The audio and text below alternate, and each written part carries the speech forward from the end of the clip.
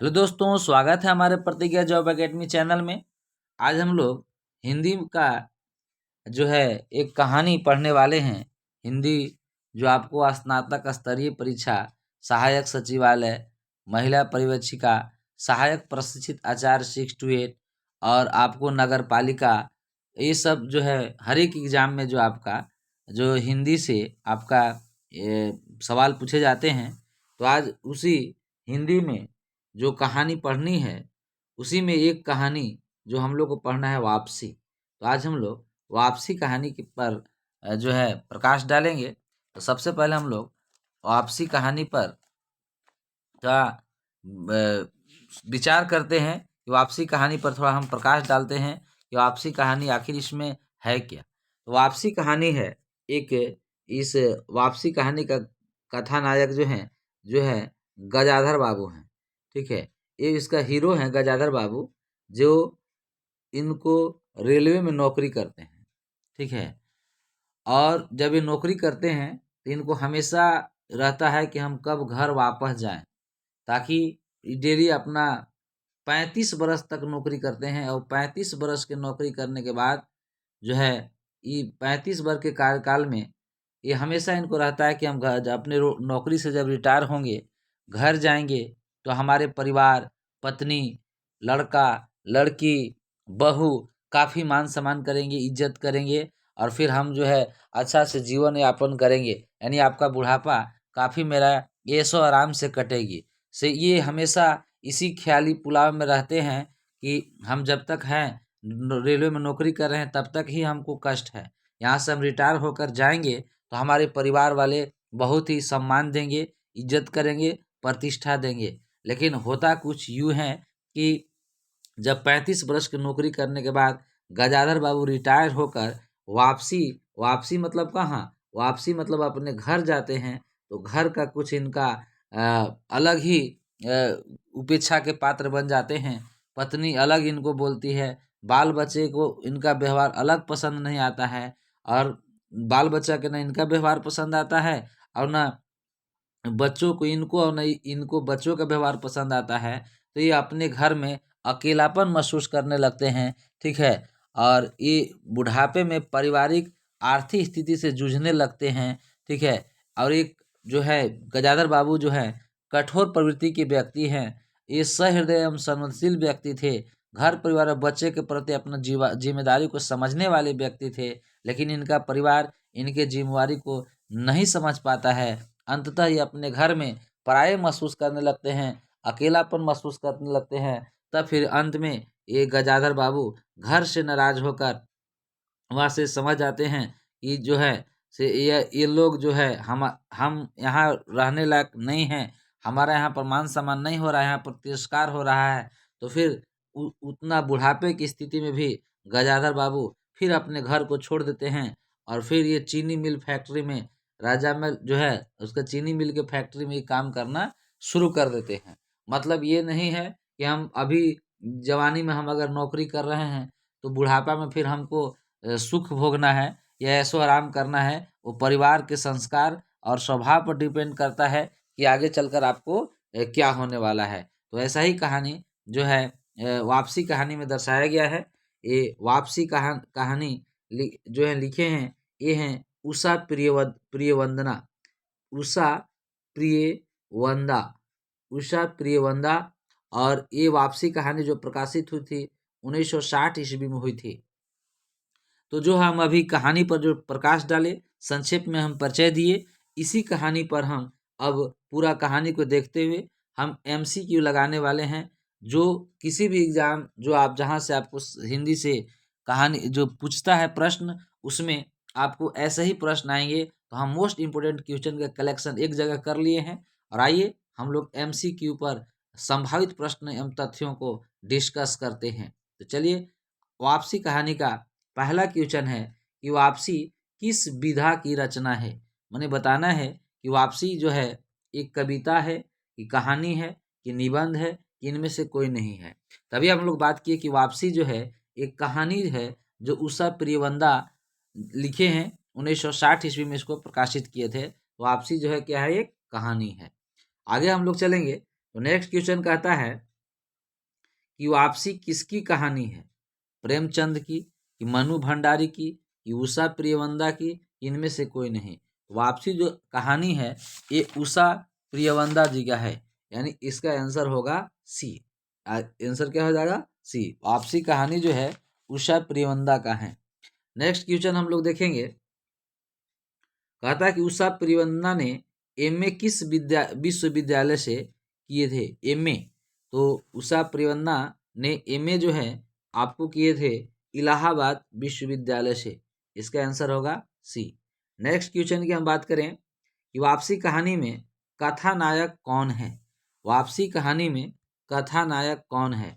गजाधर बाबू, रमेश बाबू कि भानु बाबू, इनमें से कोई नहीं। तो वापसी कहानी हम लोग जैसा कि जानते हैं कि गजाधर बाबू की केंद्रीय पात्र हैं, यही इसका हीरो हैं, यही इसका नायक है। यही गजाधर बाबू ही रेलवे में नौकरी करते हैं और यही रिटायर्ड होकर घर वापस आते हैं और घर में अपने परिवार के उपेक्षा का पात्र बनते हैं। इसलिए ये वापसी कहानी गजाधर बाबू के ही इर्द गिर्द घूमता है। आंसर होगा इसका ए। नेक्स्ट क्वेश्चन की बात करें तो कहता है कि वापसी के कथानायक कहाँ से अवकाश प्राप्त करते हैं? तो वापसी के जो कथानायक गजाधर बाबू हैं वो रेलवे की नौकरी करते हैं, वहां से रिटायरमेंट होते हैं, वहां से अवकाश प्राप्त करते हैं। आंसर होगा बी। नेक्स्ट क्वेश्चन कहता है कि रिटायर्ड होकर गजाधर बाबू कहाँ जाते हैं? तो रिटायर्ड होकर गजाधर बाबू अपने घर जाते हैं कि तीर्थ यात्रा पर जाते हैं कि दोनों जाते हैं कि इनमें से कोई नहीं? तो रिटायर्ड होकर गजाधर बाबू अपने घर जाते हैं। घर ही जाने का इनको लालसा रहता है कि हम रिटायर होंगे तो घर वापस जाएंगे, हमारे बच्चे मान सम्मान और अपना सारा वैल्यू देंगे, और कहने का मतलब फिर हम ऐशो आराम की ज़िंदगी जिएंगे। लेकिन ये घर वापस जाते हैं रिटायर होकर, तो जैसा ही सोचते हैं वैसा इनको नहीं हो पाता है। नेक्स्ट क्वेश्चन है, गजाधर बाबू को बाद में कहाँ नौकरी करनी पड़ती है? तो परिवार के जो है तिरस्कार से, उपेक्षा से गजाधर बाबू अपने बुढ़ापे में भी घर छोड़कर और ये नौकरी करनी पड़ती है। और ये कहाँ जाते हैं? कॉन्वेंट स्कूल में कि चीनी मिल में कि दुकान में कि इनमें से कोई नहीं? तो ये चीनी मिल में काम करने चल जाते हैं। और ये जो है सेठ जो रामजी मल के चीनी मिल में ही काम करने चले जाते हैं। नेक्स्ट क्वेश्चन है कि उषा प्रियवंदा का जन्म कब और कहाँ हुआ था? उषा प्रियवंदा जी का जन्म कब और कहाँ हुआ था, बताना है आप लोग को। तो उषा प्रियवंदा जी का जन्म जो है 24 दिसंबर 1930 ईस्वी को कानपुर में हुआ था। याद रखेंगे, उषा प्रियवंदा जी का जन्म 24 दिसंबर 1930 ईस्वी को कानपुर में हुआ था। नेक्स्ट क्वेश्चन की हम लोग बात करें तो कहता है कि इनमें से कौन पात्र वापसी कहानी में नहीं है? यानी मैंने कहने का मतलब कि कौन कौन सा इसमें पात्र हैं जो वापसी का में नहीं है। तो वापसी कहानी में गजाधर बाबू नायक हैं, अमर और नरेंद्र गजाधर बाबू के दो बेटे हैं, रमेशी इस कहानी का पात्र नहीं है। इसका आंसर होगा डी। नेक्स्ट क्वेश्चन की बात करें हम लोग तो कह रहा है कि वापसी कहानी में पात्र है, बताना है कि वापसी कहानी में कौन कौन पात्र हैं। तो वापसी कहानी में गजाधर बाबू हैं, गजाधर बाबू की पत्नी हैं, बसंती इनका बेटी है गजाधर बाबू की, अमर की पत्नी यानी गजाधर बाबू की बहू का भी रोल है। यानी वापसी कहानी में उपरोक्त सभी हैं। आंसर डी, उपरोक्त सभी हैं, यानी वापसी कहानी में पात्र में सब है। आंसर होगा डी। नेक्स्ट क्वेश्चन की बात करें तो कहते हैं वापसी कहानी के मुख्य पात्र कौन हैं? वापसी कहानी के मुख्य का पात्र मतलब हीरो, कथानायक कौन है? तो स्वयं गजाधर बाबू हैं। आंसर इसका ए होगा। नेक्स्ट क्वेश्चन कह रहा कि वापसी गजाधर बाबू की बड़ी बेटी का नाम क्या है? कांति है कि गणेशी है कि आपका बसंती है कि आपका रमेशी है? तो बताइए आप लोग, गजाधर बाबू की बड़ी बेटी का नाम क्या है? तो गजाधर बाबू की बड़ी बेटी का नाम कांति है और छोटी बेटी का नाम बसंती रहता है। एक गणेशी जो है गजाधर बाबू का नौकर रहता है, जहाँ ये नौकरी करते हैं रेलवे में, वहीं पर इनको खाना पीना बना के टाइम से देता है। यहाँ पर बड़ी बेटी के नाम पूछा था, आंसर होगा कांति। नेक्स्ट क्वेश्चन की बात करें तो उषा प्रियवंदा कहाँ से और किस विषय में पीएचडी की उपाधि प्राप्त की? उषा प्रियवंदा जी आपका इलाहाबाद विश्वविद्यालय से अंग्रेजी विषय में पीएचडी की उपाधि प्राप्त किए थे। आंसर होगा सी, आंसर हो जाएगा आपका सी। नेक्स्ट क्वेश्चन है कि वापसी के पाठ के आधार पर बताइए कि गजाधर बाबू के कितने बेटे थे, यानी गजाधर बाबू के कितने बेटे थे, आपको ये बताना है। वापसी कहानी के आधार पर गजाधर बाबू के कितने बेटे थे, तो 2 बेटे थे आपका, 2 बेटे थे। एक के बेटा का नाम था अमर और अमर और दूसरा बेटा का नाम था नरेंद्र। तो वापसी कहानी में जो है गजाधर बाबू के 2 बेटे थे, आंसर 2 हो। नेक्स्ट क्वेश्चन की हम लोग बात करें तो बोलता है कि गजाधर बाबू किस क्षेत्र में नौकरी करते थे, ब्लॉक में कि रेलवे में कि स्कूल में कि तहसील में। तो गजाधर बाबू नौकरी जो है रेलवे में करते थे और 35 वर्ष के बाद रेलवे में से रिटायर होकर अपने घर जाते हैं। नेक्स्ट क्वेश्चन है गजाधर बाबू के कुल कितने बच्चे हैं, गजाधर बाबू के कुल कितने बच्चे हैं, 4 या 6 या 8 या 3। तो गजाधर बाबू का बेटे हैं 4, जिसमें कुल बच्चे पूछा था तो जिसमें 2 बेटा थे गजाधर बाबू के और 2 बेटी।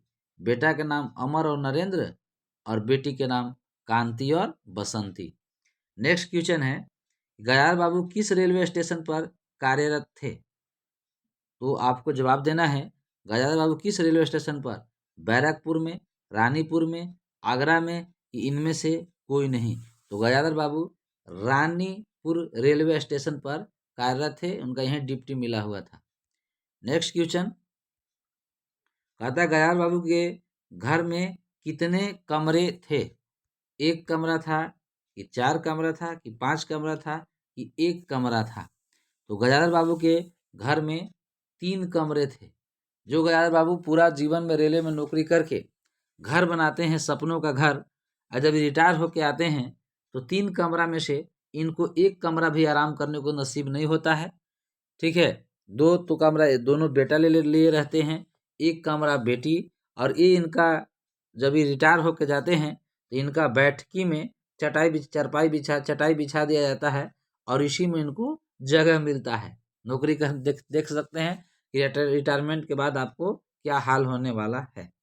नेक्स्ट क्वेश्चन है कि गजाधर बाबू की चारपाई कहाँ लगा दी गई, आ गया सवाल, सोने वाले कमरे में, आंगन में कि बैठकी में कि बरामदा में।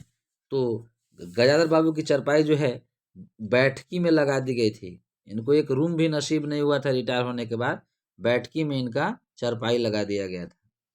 नेक्स्ट क्वेश्चन है गजाधर बाबू किसके उपेक्षा के पात्र बने थे, यानी गजाधर बाबू समाज के कि परिवार के कि नौकरी के कि संबंधियों के।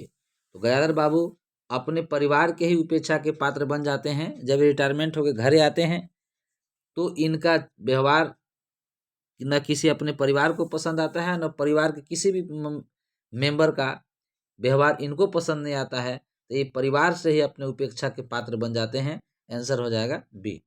नेक्स्ट क्वेश्चन है कि उषा प्रियवंदा की कहानी किस पर आधारित है। ये जो उषा प्रियवंदा जो कहानी लिखे हैं वापसी, किस पर आधारित है, तो यह एक पारिवारिक समस्याओं पर आधारित है। ये एक परिवार की समस्या को इस कहानी में ये चर्चा किए हैं, व्याख्यान किए हैं। नेक्स्ट क्वेश्चन की बात करें तो कहता है कि गजाधर बाबू कितने साल की नौकरी के बाद रिटायर होकर घर जा रहे थे। तो गजाधर बाबू 35 साल के बाद नौकरी से रिटायर्ड होकर घर जा रहे थे। नेक्स्ट क्वेश्चन है कि वापसी पाठ में गजाधर बाबू बसंती को कहाँ जाने से मना करते हैं। उनकी बेटी जो है असामाजिक तत्वों में, मतलब गलत व्यवहार में लिप्त रहती है और वो जो है हमेशा अब जब मन तब कहीं किसी भी लड़के के साथ घूमने चल जाया करती थी। जब रिटायर होकर आते हैं तो देखते हैं कि बेटी का अलगे चाल चलन, बेटा का अलगे चाल चलन, बहू का अलगे चाल चलन, ये सब इनको पसंद नहीं आता है। तो जब ये उनकी जो बेटी बसंती है वो हमेशा लड़कों के साथ किसी दूसरे के घर जाया करते थे, लड़की के साथ मिलकर के साथ होकर किसी और के घर जाया करते थे, ये सब गजाधर बाबू को पसंद नहीं आता था। तो यही बात कहा जा रहा है, वापसी पाठ में गजाधर बाबू बसंती को कहाँ जाने से मना करते हैं, रमेशी के घर कि शीला के घर कि गणेशी के घर कि कांति के घर। तो जो है वापसी कहानी में गजाधर बाबू जो है बसंती को शीला के घर जाने के लिए नहीं माना करते हैं, क्योंकि शीला के घर जब भी बसंती जाती थी वहाँ पर बहुत तरह के लड़के आते थे और वहीं इसको जाने से माना करते हैं। कहानी में गणेशी कौन था? गजाधर बाबू के घर खाना बनाने वाला, या स्टेशन पर चाय नाश्ता बेचने वाला, कि गजाधर बाबू के बेटे का दोस्त, कि बसंती का पति था? तो बताइए।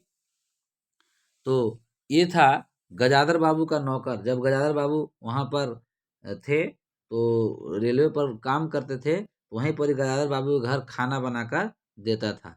कौन? गणेशी। नेक्स्ट क्वेश्चन है, तुमसे खाना बनाने को किसने कहा था? जब गजाधर बाबू रिटायर होकर घर जाते हैं तो देखते हैं कि बेटा अलग काम कर रहे हैं, बेटी बहू अपना काम में मस्त है, बेटी कहीं घूमने जा रही है, और गजाधर बाबू की पत्नी यानी जो है दोनों टाइम खाना बना रही है, दोनों टाइम बर्तन साफ कर रही है। तो अपनी पत्नी यानी गजाधर बाबू अपनी धर्म पत्नी को भी देखकर बहुत दुखित होते हैं और वो अपने पत्नी से पूछते हैं कि तुमसे खाना बनाने को किसने कहा था? यह कथन कौन और किससे कहता है? तुमसे खाना बनाने को किसने कहा था? यह कथन कौन और किससे कहता है? तो यहाँ पर जो है नरेंद्र कहता है, बसंती से पूछता है कि बता कि तू खाना बना रही है, तुमसे खाना बनाने के लिए जो है कौन कहा है? तो वही है नरेंद्र, जो भाई है अपनी बहन से पूछता है, क्योंकि ये जब जाते हैं रिटायर होकर गजा गजा जो जाते हैं तो क्या करते हैं कि गजाधर बाबू घर में नियम लगा देते हैं कि एक टाइम खाना जो है बहू बनाएगी, एक टाइम खाना बेटी बनाएगी, और अपने धर्म पत्नी को आराम करने के लिए कहते हैं कि तुम खाना नहीं बनाएगी। आगे देखिए, कह रहा है गजाधर बाबू की रेलवे में नौकरी के दौरान उनका सहयोग कौन करता है? तो गजाधर बाबू को रेलवे की नौकरी के दौरान उसका सहयोग करता है गणेशी। टाइम से खाना पीना बनाना सारा काम का केयर करता था। अगर बाबूजी ये समझे कि मैं साइकिल पर गेहूं रहकर आटा पिसाने जाऊंगा, मुझसे यह नहीं होगा, यह कथन किसका है? तो मैंने जब वो जाते हैं तो अपने घर पर जाके वो हुकुम फरियाते हैं कि गजाधर बाबू कि जाओ बेटा तुम आटा पिसवाने जाओ या गेहूं पिसवाने जाओ, या सबको ऑर्डर देते हैं। तो उनका छोटा लड़का जो है नरेंद्र बोलता है कि बाबूजी अगर ये सोच कहें कि साइकिल से हम गेहूं पिसवाने चले जाएंगे, हम ऐसा काम नहीं कर सकते हैं। और बाबूजी का ही वह बात को ठुकरा देता है, और यह तिरस्कार को कथन जो है नरेंद्र बोलता है। इसका आंसर होगा बी, यह नरेंद्र का कथन था। नेक्स्ट क्वेश्चन है कि गजाधर बाबू की चारित्रिक विशेषताओं में समाहित नहीं है, यानी गजाधर बाबू की जो है आपको चारित्रिक विशेषताओं के बारे में बताना है कि कौन सा गुण उसके उनके व्यवहार में नहीं था। तो गजाधर बाबू बहुत ही व्यवहार कुशल आदमी थे, उदार व्यक्ति थे, सहिष्णुता व्यक्ति थे, लेकिन गजाधर बाबू में कुटिलता का भाव नहीं था। इसका आंसर होगा डी। नेक्स्ट क्वेश्चन, आप अकेले क्यों बैठे हो और बच्चा कहाँ चले गए? गजाधर बाबू से यह किसने कहा था? जब गजाधर बाबू की धर्म पत्नी वापस आती है, जब गजाधर बाबू अपनी नौकरी से रिटायर होकर जाते हैं, तो घर में इनसे कोई बातचीत बढ़िया से नहीं करता है। ये आराम से अकेले एक जगह पर जाकर बैठ जाते हैं। तो उनकी धर्म पत्नी जब आती है तो आप अपने यानी गजाधर बाबू से पूछते हैं कि आप अकेले क्यों बैठे हैं? तो गजाधर बाबू की पत्नी जो है पूछते हैं कि आप अकेले क्यों बैठे हैं? इसका आंसर होगा बी, गजाधर बाबू की पत्नी गजाधर बाबू से पूछती है कि आप अकेले क्यों बैठे हैं। अगला क्वेश्चन है, गजाधर बाबू नौकरी के कारण प्रायः कहाँ रहते थे? गजाधर बाबू नौकरी के कारण प्रायः कहाँ रहते थे? ये रहते थे छोटे स्टेशनों पर, हमेशा रहते थे। जैसे रानीपुर स्टेशन पर इनको ड्यूटी था, ठीक है ना, लेकिन जो है कभी कभी छोटे छोटे स्टेशनों पर भी जाया करते थे। ऐसे नौकरी के दौरान अगर रेलवे स्टेशन पूछेगा तो हम लोग रानीपुर स्टेशन बताएंगे। इसका आंसर हो जाएगा रानीपुर स्टेशन। और ऐसे ही छोटे छोटे स्टेशनों पर भी जो है जाया करते थे, ड्यूटी लेते थे, लेकिन ऐसे रानी स्टेशन पूछेगा तो Ranipur railway station. Next question है, रोज सुबह पैसेंजर आने से पहले गणेशी ने गजाधर बाबू के लिए क्या ला कर रख देता था? जब गजाधर बाबू रिटायर नहीं हुए थे तो उनका खाना पीना सारा चीज का वहां पर स्टेशन पर ख्याल रखता था। कौन? गणेशी, जो उनका नौकर था। और रेल पैसेंजर के आने से पहले जो है गणेशी गजाधर बाबू के लिए गजाधर बाबू के लिए पूरियाँ, जलेबियाँ और चाय टाइम से बनाकर उनको खिलाता था। लेकिन वो सोचते थे कि हम जब ड्यूटी से रिटायरमेंट होकर घर जाएंगे तो इससे भी अच्छा अच्छा हमको खाना पकवान और आराम सब मिलेगा। लेकिन जो है जब घर जाते हैं रिटायरमेंट होकर तो वो उनको कोई भी मान सम्मान और इज्जत नहीं करता है। तो ये सोचते हैं कि इससे अच्छा तो हमको वहाँ पर डिप्टी में जब रहते थे, रेलवे में नौकरी करते थे, उस समय हमारा नौकर जो गणेशी है वही हमारा ख्याल रखा करता था। तो क्या लाकर रख देता था? जवाब होगा पूरियाँ, जलेबियाँ और सब्जियाँ। Answer B.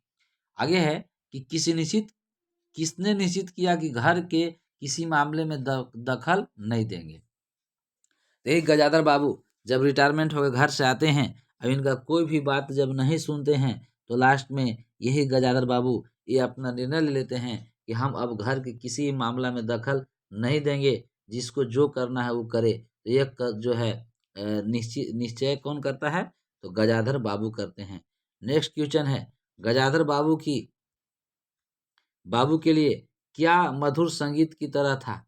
तो गजाधर बाबू के लिए वही रेल की पहियों की खटखट, क्योंकि ये रेलवे में नौकरी करते थे तो हमेशा रेल की पहियों की एक खटखट सुना करते थे और रेल की यही पहियों की खटखट को गजाधर बाबू को मधुर संगीत यानी एक मीठे सॉन्ग की तरह लगता था।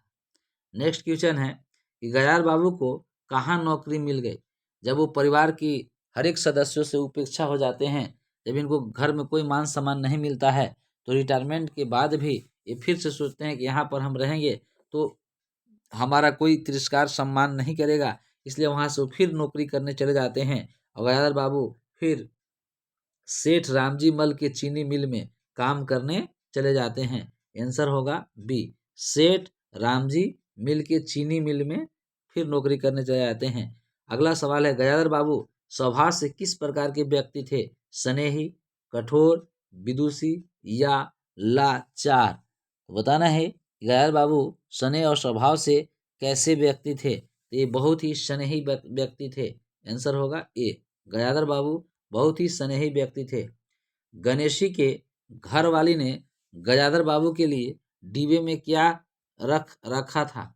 जब गजाधर बाबू रिटायर होके आ रहे थे तो गणेशी की जो नौकर था, गणेशी जो टाइम पर वहाँ पर रेलवे स्टेशन पर खाना जलेबी पूरियाँ खिलाता था, लेकिन जिस दिन रिटायर होके आ रहे थे तो गणेशी के घर वाली यानी गणेशी की पत्नी, उसकी नौकर की पत्नी गजाधर बाबू के लिए सोचा कि अब तो ये गजाधर बाबू फिर दोबारा यहाँ पर काम करने नहीं आएंगे।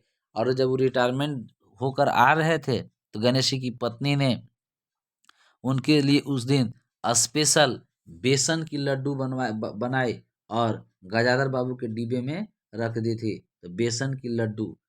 आगे है संसार की दृष्टि से गजाधर बाबू के जीवन कैसा कहा जाता है? तो संसार की दृष्टि से गजाधर बाबू की जीवन कह रहा कि कैसा कहा जा सकता है कि गजाधर बाबू का जीवन कष्टमय बीता, कि सफल बीता, कि रोगमय बीता, कि उपरोक्त में से सभी। यानी आप बताइए कि तो हमको देखने से संसार की दृष्टि से गजाधर बाबू के जीवन बिल्कुल सफल रहा, क्योंकि सबका ऐसे ही एक दिन हाल होना है। तो बिल्कुल सफल जीवन रहा गजाधर बाबू का। नेक्स्ट क्वेश्चन है कि वापसी कहानी का शीर्षक उपयुक्त किस प्रकार का माना जा सकता है? तो अब अगर हम कह रहे हैं कि वापसी कहानी का अगर कोई टाइटल दिया जाए तो क्या कहा जा सकता है? कहानी वापसी घटना पर केंद्रित है, बिल्कुल। कथा का प्रारंभ गजाधर बाबू के घर के वापसी से होता है, बिल्कुल सही। कथा का अंत गजाधर बाबू के घर से वापसी से होता है। देखिए गजाधर बाबू का जब एक कहानी का जब स्टार्टिंग होता है तो गजाधर बाबू ये सपना कर देखते हैं कि हम नौकरी से घर वापस होंगे। अब कहानी का अंत कहाँ से होता है? तो गजाधर बाबू जब घर से फिर वापस चले जाते हैं सेठ रामजी मल चीनी दुकान में, तो वहाँ पर एक कहानी अंत हो जाता है। तो आपसी कहानी का शीर्षक इसमें से उपयुक्त में से सभी होगा, डी आंसर होगा।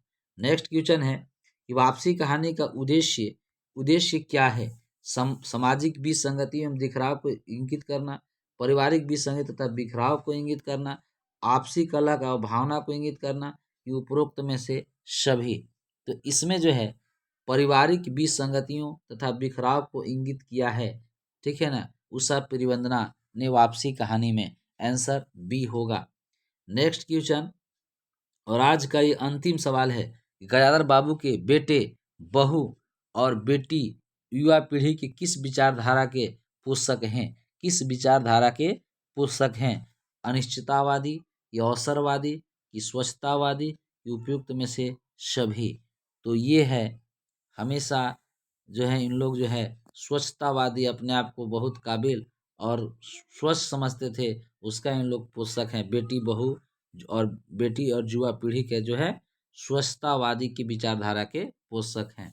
ओके दोस्तों, अगर आपको बहुत मेहनत से सवाल को कलेक्ट करके आपके लिए लाया जाता है, अगर आपको अच्छा लगता है तो हमारे चैनल को जरूर सब्सक्राइब कर दें, ताकि डेली का वीडियो आपके पास पहुंच सके और जिससे आप लाभान्वित हो सकें।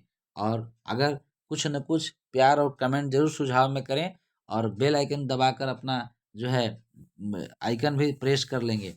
धन्यवाद।